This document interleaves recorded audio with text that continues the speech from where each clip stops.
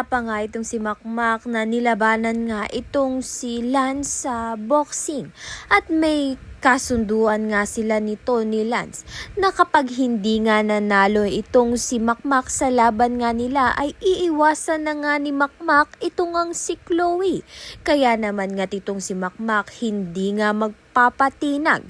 Sa mga unang rounds nga nila ay hindi nga at mahirap nga itong si Makmak na lumaban nga dito kay Lance. Subalit hindi nga uubra itong si Lance dito nga kay Makmak dahil sa huli ay umariba ng malakas na suntok ito ngang si Makmak at na-knockout nga niya ito ngang si Lance. Sa kabilang banda naman nga dahil nga hirap nga si Makmak na makahanap nga ng coach dahil ayon nga dito kay Kaloy hindi nga matutuloy ang kanyang laban sa boxing kung wala nga siyang coach. Kaya naman nga dahil dito pinakiusapan nga niya ang ama nga niyang si Kaloy na siya nga ang maging coach nga nito ni Makmak habang ang nagpapagaling pa ito ngang si Lolo Doming niya sa ospital.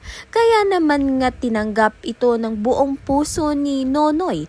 Kaya naman nga yan at iba pa ang dapat nating pakaabangan. Maraming salamat sa iyong panonood.